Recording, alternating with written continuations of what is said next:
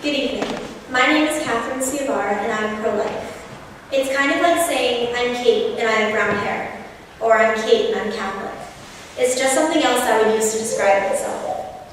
By facts and by faith, I find myself completely and wholeheartedly against abortion.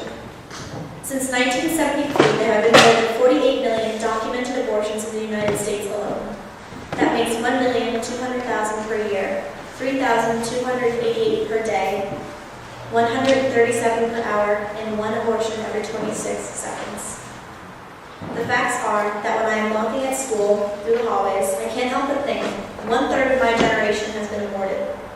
How many more friends would I have had, or even enemies? How can legislature maintain the Double Murder and Unborn Victims of Violence Act and uphold a woman's quote-unquote right to murder her child, to have an abortion? How is it fair for a man to be convicted of double murder and put to death for killing his pregnant wife when mothers have the legal right to kill their unborn babies every day? Human life begins at conception. Before I formed you in the womb, I knew you. Before you were born, I set you apart. Jeremiah 1:5. How can people who took biology in high school look at a pregnant woman and not think, at the moment of conception, her baby's hair color, eye color, height, and skin color were all decided? Human development begins at fertilization, and that's a fact. No one can use this argument. My friends at my public high school tell me about a woman's right to choose, about the pro-choice movement. Terms like choice are just distancing the focus more on choice than on the act of abortion. Even the Planned Parenthood website uses distancing terms such as fetal demise. Saying fetus is a term that leads people to believe that the fetus is just a thing, not a human. And, okay, I'll be the first to admit that a baby in the womb doesn't always look like a baby. But even if it doesn't look like how we imagine he or she would, how does that make the baby merely a bunch of cells? By the 9th week, more than 90% of the body structure present in a full-grown human being has developed. By 21 days, the baby's heart starts beating. If you take away someone's heartbeat, the end result is always death. It does not matter how large or small that person is. It scares me when I think that girls my age and younger can walk into an abortion mill and the doctors there will tell them that it's okay. It's safe. The babies don't feel anything. The detrimental effects of abortion on the mother are all myths. These myths include medically documented effects such as heavy bleeding, sepsis or total body infection, perforation of the uterus, damage to internal organs, and in extreme cases, death. Psychologically, the effects of abortion include guilt, depression, suicidal thoughts, and alcohol or drug abuse. Before 1973, a total of 39 women died from illegal abortions.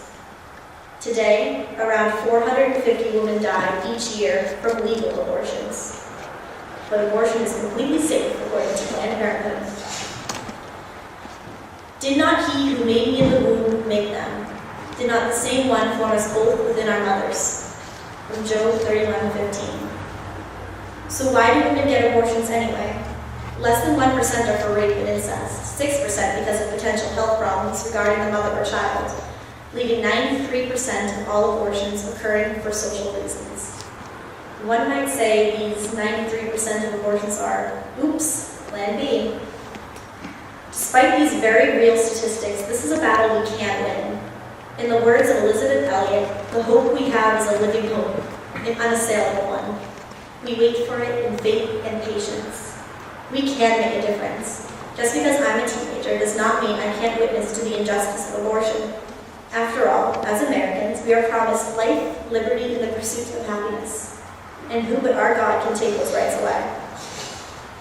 This is a critical time period for us pro-lifers as we are faced with the worst legislation imaginable regarding the lives of the unborn. It is so important for all of us, including teenagers, to be informed and to inform our peers. Teens like me are the ones being urged to vote after all. And just last week we had Pro-Life T-shirt Day, or Pro-Life T-shirt Week, where 11 of us, including one middle schooler, wore our National Pro-Life T-shirts to school. The same week, my sister Hannah, who was in 8th grade, had an argument with a teacher about when life begins. It is my generation's responsibility to protect the sanctity of life. So if you all continue to fight the pro-life battle in the State House, in the office, and in the streets, then I promise in turn to continue fighting the good fight in my school. I have brown hair, I have brown eyes, I'm 5 feet 6 inches tall, My name is Ciavarra, and I'm pro-life.